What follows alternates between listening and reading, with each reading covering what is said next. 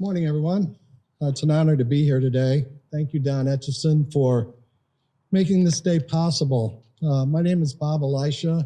My Uncle Charles Elisha was a 19-year-old navigator on a B-17 that was involved in a fatal accident here on July 20th, 1944.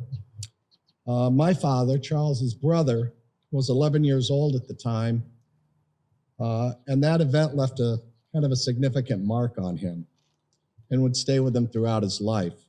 My father was a history buff, and as you can imagine, had a special interest in World War II. I learned early in my life about the loss of his brother here at Brooksville and what occurred. As Don mentioned, early in 1991, we all came down here and presented a plaque and a donation to the library in honor of his brother's accident here. And the plaque is now on display up here.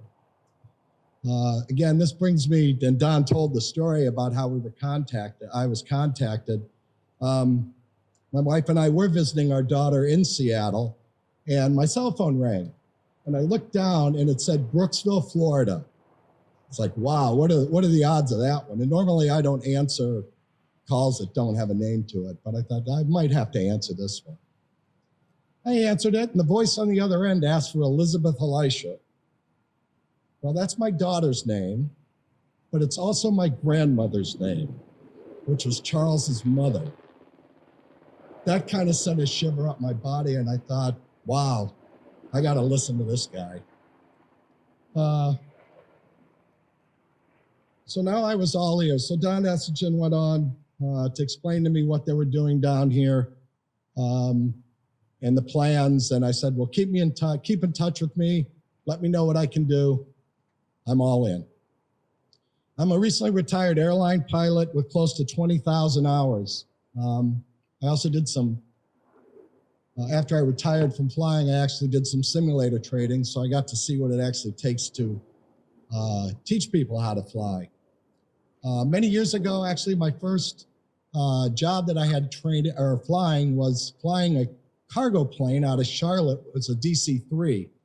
The military would call it a C-47. Not quite as big as the B-17, but similar. Big radial engines, tail dragger. There's a handful to fly. At that point, I probably had 2,000 hours, which of course, at that point, you think you have a lot when in reality you don't.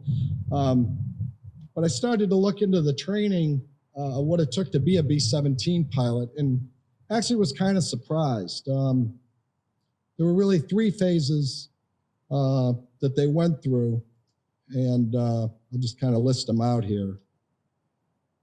They ended up, most of the guys before they got deployed had about 250 hours before they left here. They went through basic training, multi-engine training, and none of this was in a B-17.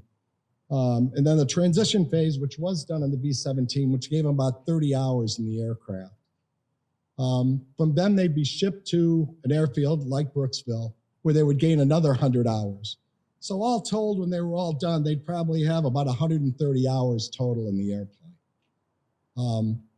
My uncle and his crew, I think, had been here about 4 days when the accident occurred. So they probably didn't even have 100 hours in the airplane, would be my guess. This is a big airplane, 70,000 pounds. 4 big radial engines, 1,200 horsepower on each one. It'd be hard to handle on a good day, and if you had a problem, it'd be even more difficult. And having flown the DC-3, I know these big radial engines drink a lot of oil. We used to carry at least 3 jerry cans full of oil, and when that thing was low, it would pretty much drink most of it. So I can't imagine what these things would take on a regular basis. So it kind of explains why there were a lot of training accidents. These guys didn't have a lot of time flying these airplanes, and I'm sure when things went wrong, they went wrong quickly. Just to give you an idea, 12,700 of them were built for the war between 1936 and 1945. About 8,000 survived the war. Most after the war were scrapped. Today, there's fewer than 50 of them. Most of them are in museums, or pieces of them are in museums. maybe 10 are airworthy, and from what I've been told, about 3 are even flyable. Just kind of closing here, my Uncle Charles would be 100 years old today. Not his birthday, but he'd be 100 years old. Unfortunately, my father passed away in 2017. So most of the stuff I know was told to me by him. It would have been much better if he would have been here to relate the information to you.